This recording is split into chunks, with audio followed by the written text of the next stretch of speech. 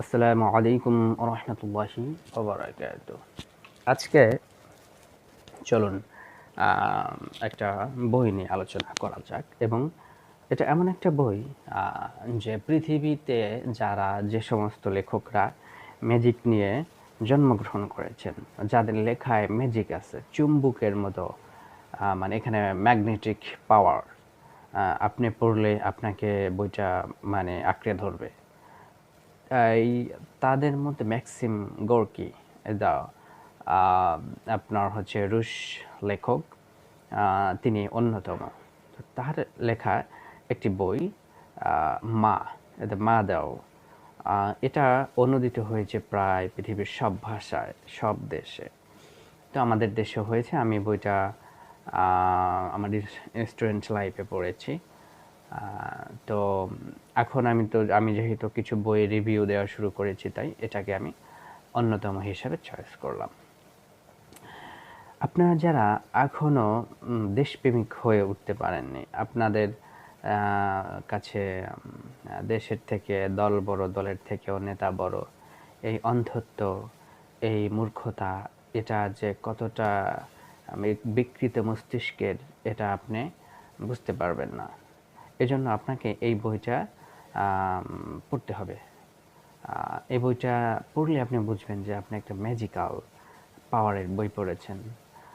আম তো বইটা একটু দেখে নেই। এই যে বইটা আপনারা হয়তো পড়েছেন, অনেকে পড়েছেন, কিন্তু আমি যারা পড়েছেন তাদেরকে বলবো বইটা সম্পর্কে অন্যদেরকে জানাবেন।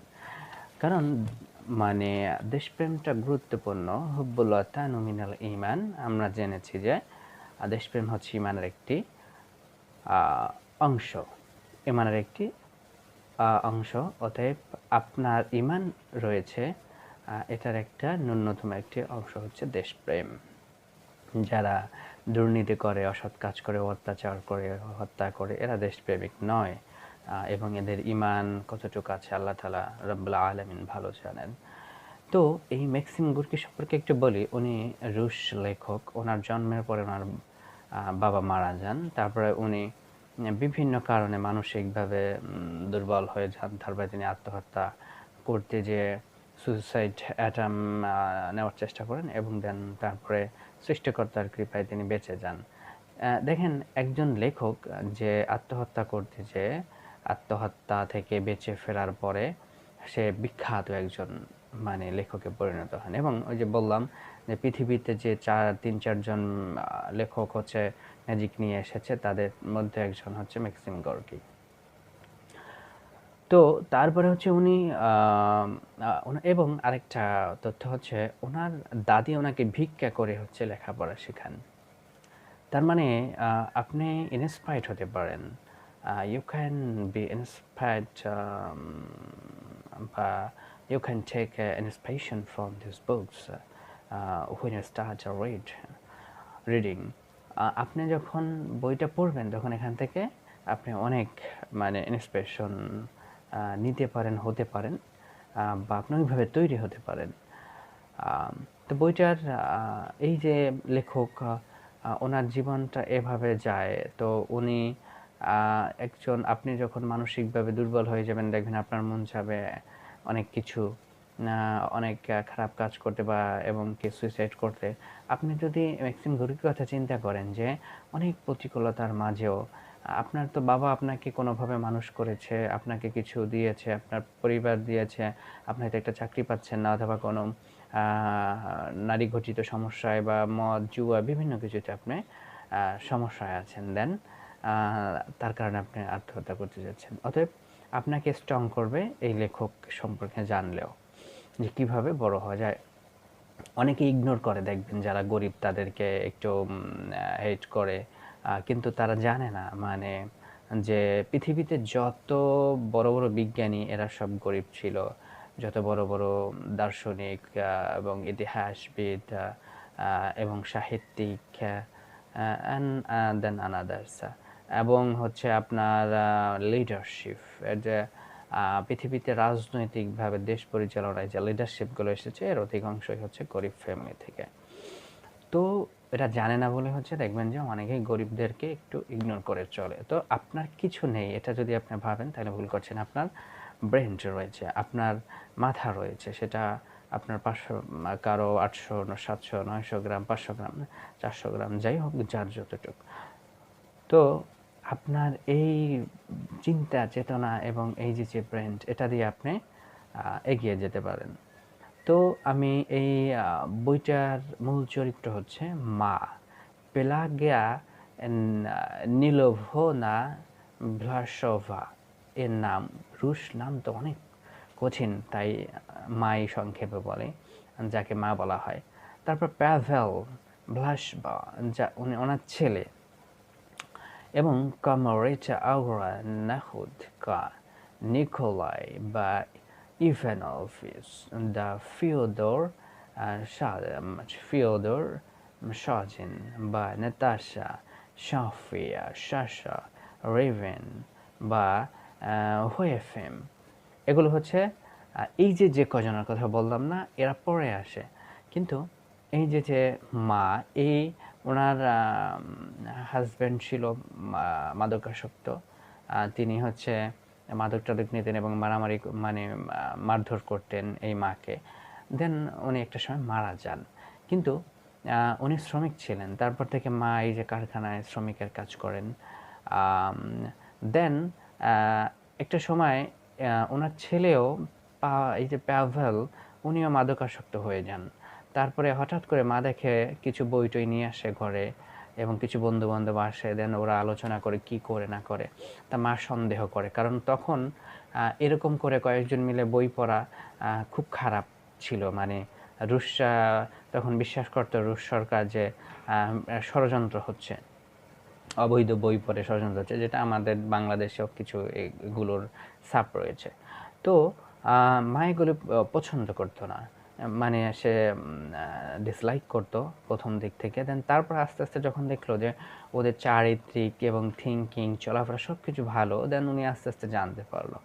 দেন এই মাই একটা সময় কলকারখানার ভিতরে খুব নিরাপত্তার মাঝেও উনি কষ্ট করে প্রবেশ করতেন এবং সবার মাঝে এই যে শ্রমিক আন্দোলন, শ্রমিকের ন্যায্য অধিকার, এটার জন্য উনি সবাইকে চিঠি দিতেন।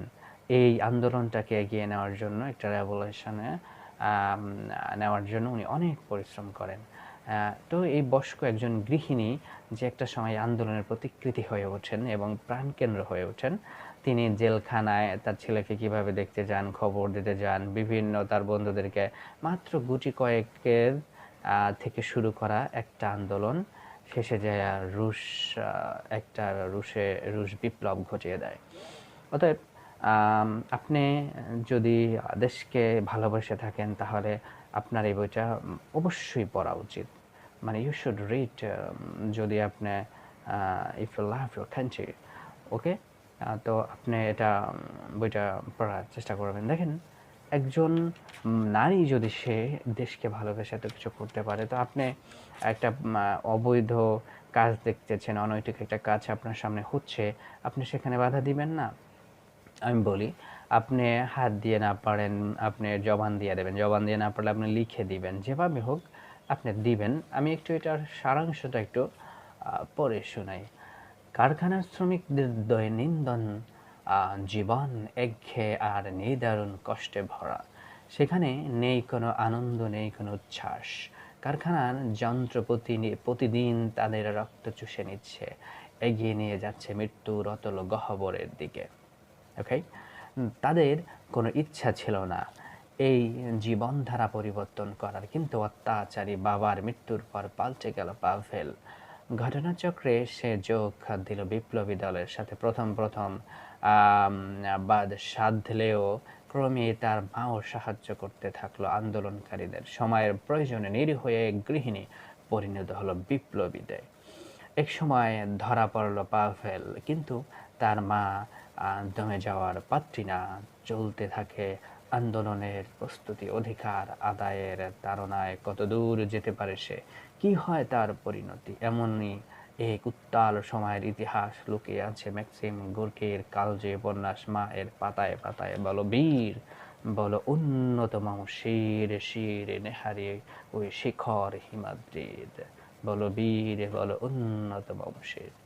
অতএব আপনার দেশপ্রেম আছে কিনা সেটা আপনি বুঝতে পারবেন যখন আপনি দলের খারাপ দেখেও সমালোচনা করতে পারেন, নেতার অপরাধ দেখেও আপনি তাকে সংশোধনের জন্য বলতে পারেন, তখন বুঝবেন আপনার দেশপ্রেম আছে। কিন্তু আমাদের দেশে অধিকাংশই 90% হচ্ছে অন্ধভক্ত, আমি দেখেছি। সেটা কোনো দলকে আমি পছন্দ করি বা না করি, সব দলেরই মোটামুটি। আমি যদি বলি তোমার দলে এটা আছে, আমাকে বলে ওই দলটাও আছে, আমি বলছি হ্যাঁ আছে তো। মানে মানে তার কথা হচ্ছে স্বীকার না করে আর একটা দলে কি আছে, আরেক সরকার কি করেছে, এই সরকার কি করে না করে, মানে মানে আমি একবার বিস্ময় হয়ে যাই মানে এদের কথাবার্তা শুনলে। অতএব বলবো আপনার প্রতি মানে দেশের প্রতি আপনার যে দায়িত্ব রয়েছে, সে দায়িত্ব যদি আপনাকে পালন করতে হয়, তাহলে আপনাকে জানতে হবে যে কিভাবে হচ্ছে আপনি একটি দেশকে এগিয়ে নেওয়ার জন্য দেশপ্রেমিক একজন নাগরিক হবেন এবং হচ্ছে মানুষকে ভালোবাসবেন। তো আপনাদের কাছে অনুরোধ রইল যে বইটি হচ্ছে আপনারা পড়বেন। হয়তো অনেকে পড়েছেন, তো যারা পড়েছেন তারা এটাকে শেয়ার করবেন যে এটা এমন একটা ম্যাজিক্যাল বই যেটাকে অবশ্যই আপনাকে দেশপ্রেমিক হিসেবে গড়ে তুলবে। আল্লাহ হাফেজ, ভালো থাকুন, সুস্থ থাকুন, সকলের সুস্বাস্থ্য এবং মানসিক সুস্থতা কামনা করে শেষ করছি আমার আজকের হচ্ছে বই সংকলন, বইয়ের আলোচনা। ধন্যবাদ।